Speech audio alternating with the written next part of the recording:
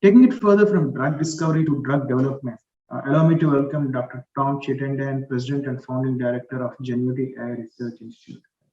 We'll talk about how AI and machine learning can help humanity fight and win battles against pandemics like COVID and other diseases of the future. Welcome, Dr. Tom.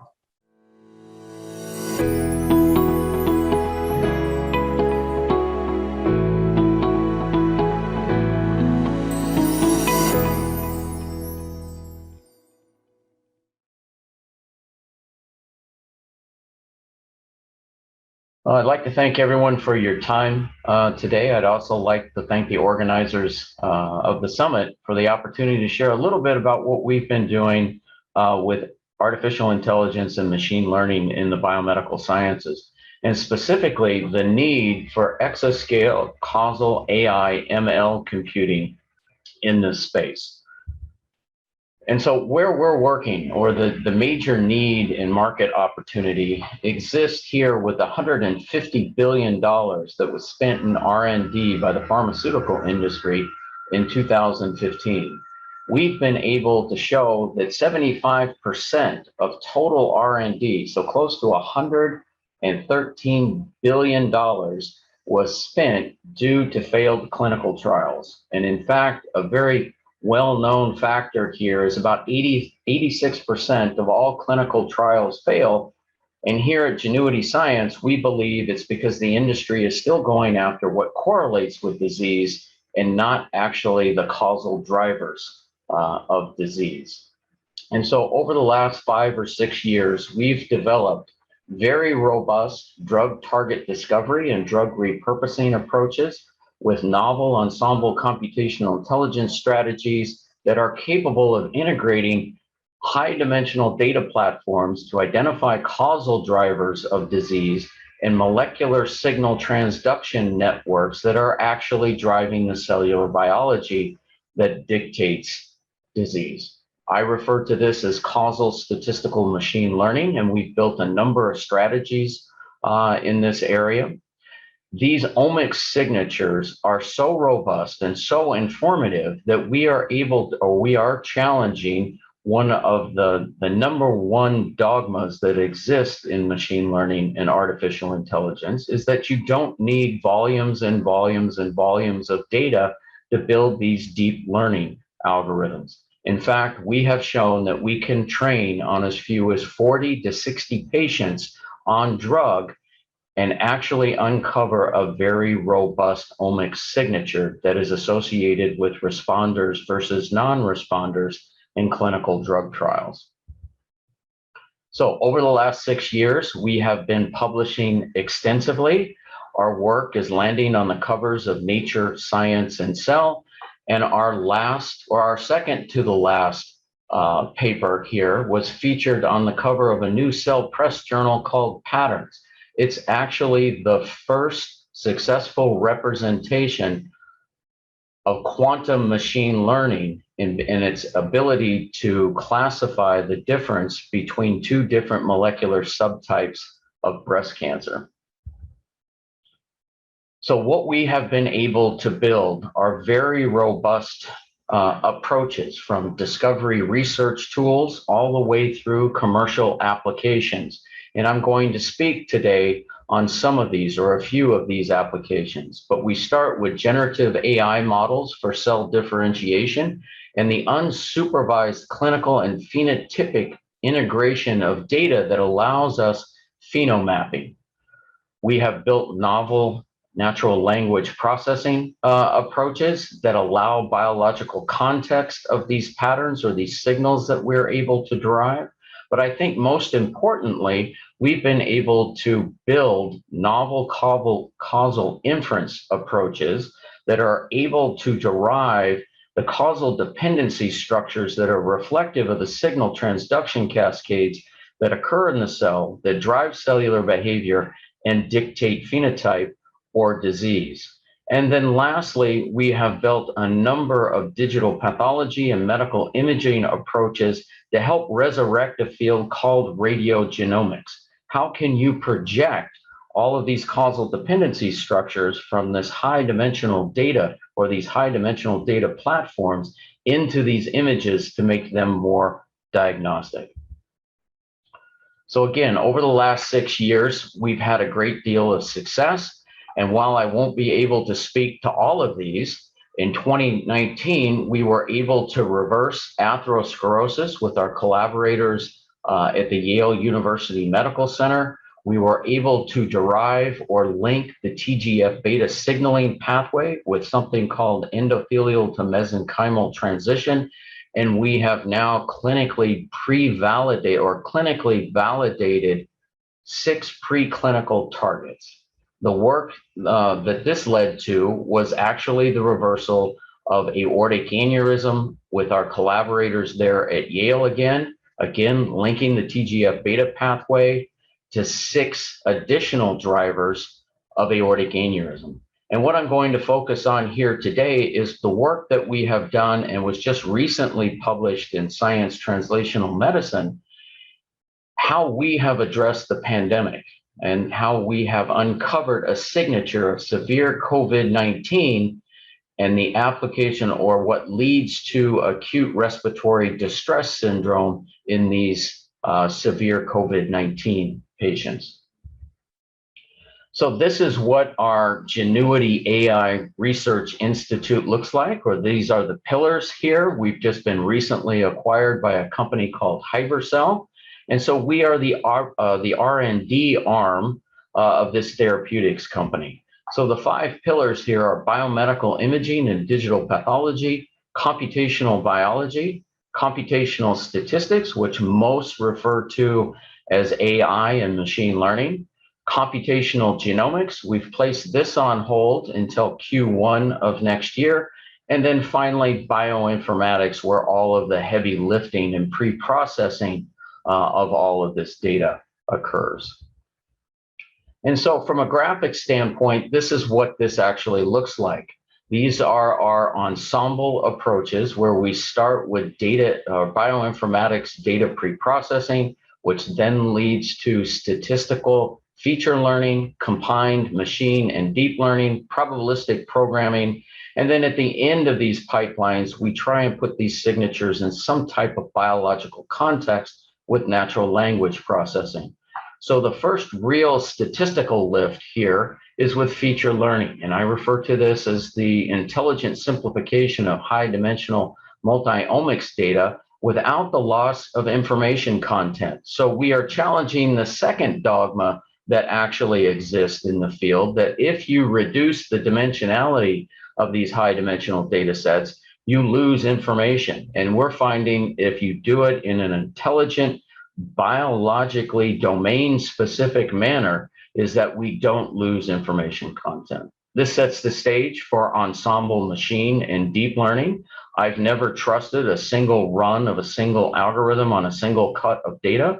So we are running multiple classes of algorithms on multiple partitions of data to then lead to a very robust signature. It's still at the correlational level, but it is a machine learning signature that sets the stage for causal inference. And we use a specific form of causal inference called structural classification of these signatures that then sets the stage for identifying what's actually driving disease. And then lastly, natural language processing, where again, we place all of these signatures in some type of known biological context. So here is a graphic representation of one of our very first ensemble computational intelligence pipelines, where we had 5 data types from the Cancer Genome Atlas. It started with the expression of mRNA and microRNA signatures.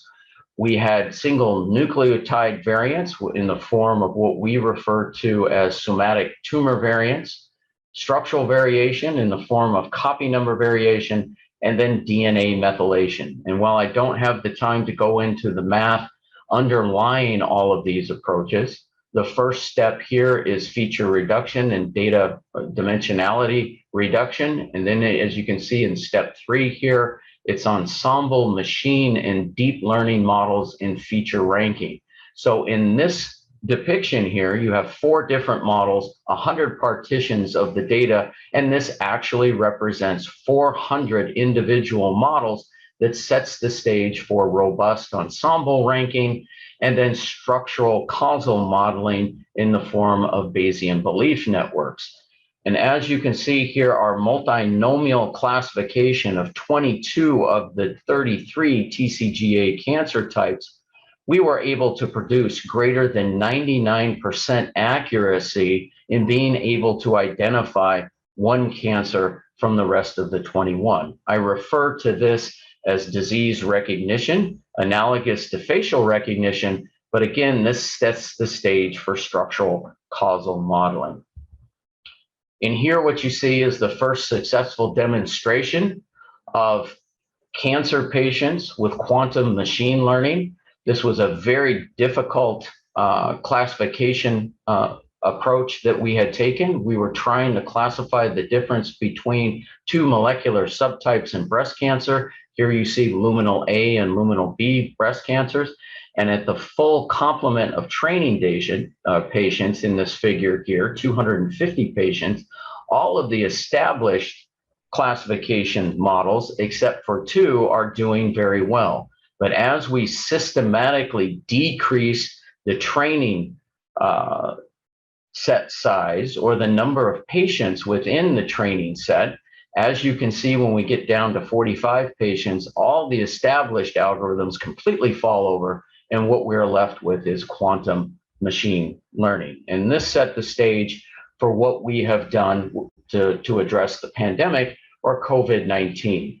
And this was a very small experimental design. We were working with Siamak Baram and his team at the University of Strasbourg Medical Center. As you can see, I'm going to focus here on whole blood RNA-seq, where we only had 69 patients. These were all patients younger than 50 years of age with no comorbidities or age-related decline. So we were controlling from other confounders, if you will, within this experimental design. And this was critical versus non-critical. So we had 46 patients, severe COVID-19 patients diagnosed with ARDS, or acute respiratory distress syndrome, requiring mechanical ventilation and admitted to the ICU, versus 23 non-critical patients admitted to the hospital, not admitted to the ICU, and just requiring supplemental oxygen. And so this figure, or this slide, represents the 7 different classes of algorithms, 6 established, 1 quantum machine learning algorithm, or QSVM, quantum support vector machine, that we are working very closely with Daniel Leiter's team at the University of Southern California. And as you can see with these ROC curves, these were 100 different partitions of that actual data. So 700 models in total, with very high accuracies in being able to discriminate severe versus non-critical patients, ranging anywhere from 0.94 to 0.99. And as with our patterns paper, the QSVM model was as advertised, is that the statistical shrinkage associated with this, the difference between training and testing, is very, very small.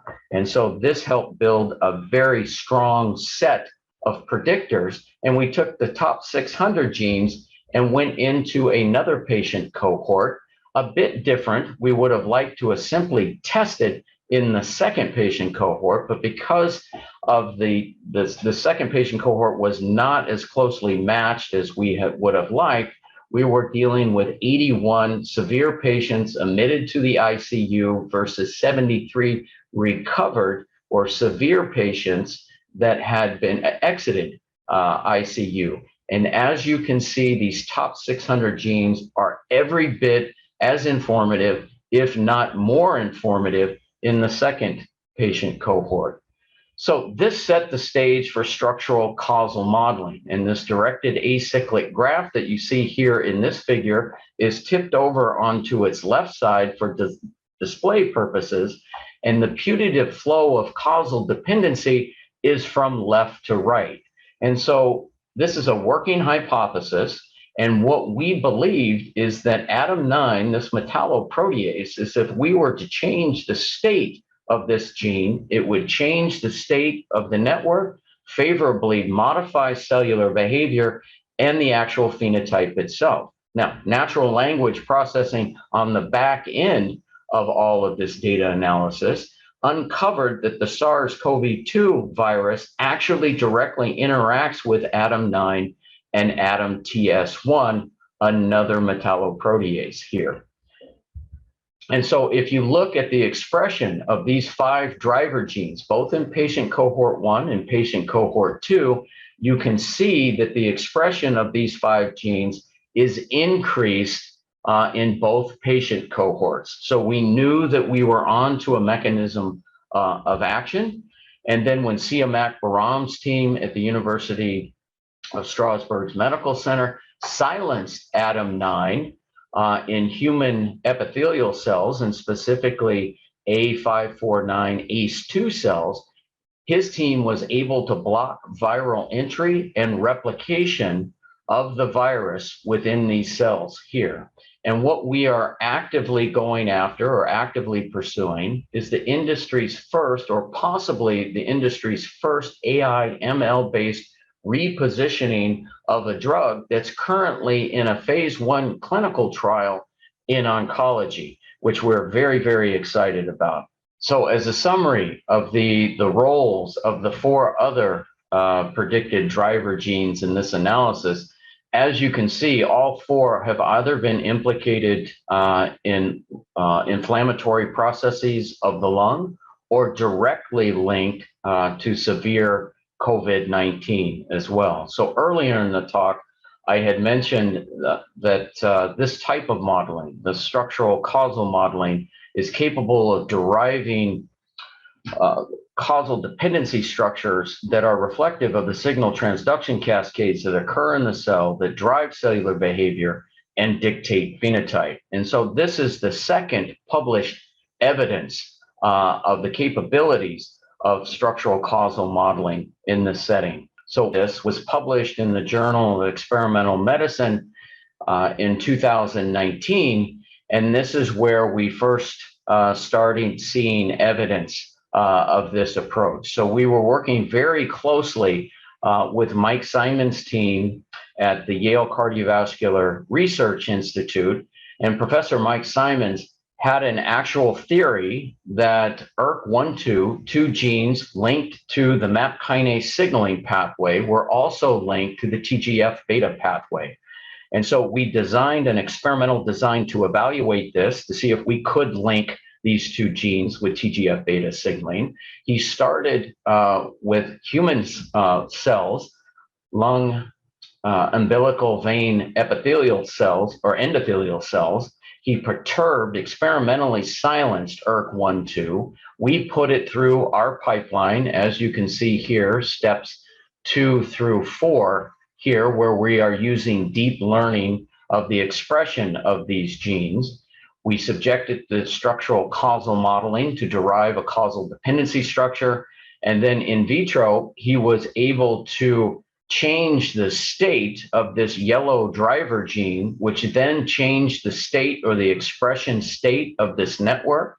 These response genes lit up like a Christmas tree. It was actually predictive, or this network was predictive of these 3 vascular phenotypes here: hypertension, vascular hemorrhage, and renal failure. And the subsequent mouse model that had the same ERK1, ERK2 perturbation in mice, all of these mice presented with these 3 vascular phenotypes. And this is what we are referring to now and have published in the journal Aging, in silico phenotype projection. Is can you predict a phenotype with the AI ML of what's really going on in vivo? And closer inspection of this actual network indicates that TGF-beta 2, so Professor Simons was actually right, is that TGF-beta 2 is one of the more pronounced driver genes here. You can see everything in yellow or in red are indicative of the TGF signaling pathway. These arrows are directed, so they have arrowheads on them. Again, the predicted or putative flow of causal dependency is from left to right. And all arrows, or most of these arrows, lead to a known regulator of these three vascular phenotypes here, endothelium 1. But at the end of the day, all arrows actually point to, or all roads lead to, a gene of actual unknown function. And this is what we are very excited about. Now, the Circos plot on the right-hand side here are all of the 600 genes that we put, or the top 100 genes that we placed in this model. The outer blue band represents functional relevance. We actually know what these genes do. But as you can see in the top right-hand corner here of the Circos plot, the white actually indicates signals of unknown function. And so we have learned how to incorporate signals or genes that we do not have any idea of what they do and link them to known biological processes. And we are very excited about this. And this paper actually led to a large single cell initiative in this space, because we have remnants of endothelial to mesenchymal transition, or how cells differentiate or change under disease stress. And so we're very, very excited of where the AI ML is heading here within the next 4 or 5 years.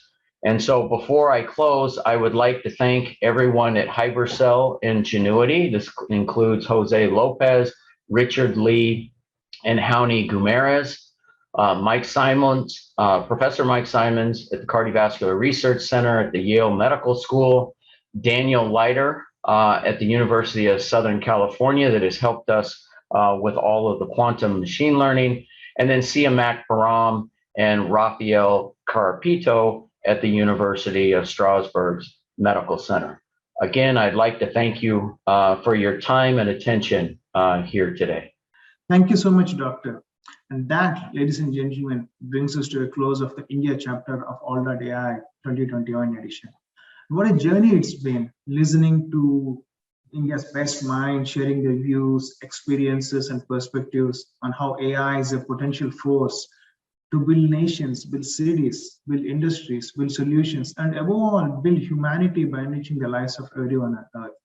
I've been taking notes, forming my own opinions, and I'm sure you made yours on how to continue to participate in this collective journey of making a better, smarter, healthier, and more human world for all of us with the power of AI. I encourage you to get to know more as the summit now moves on to India, and it's time for me to pass the baton to my colleague Angela. Thank you again for being a wonderful audience, and it's goodbye from me, from your MC Varma Konala. Thanks again.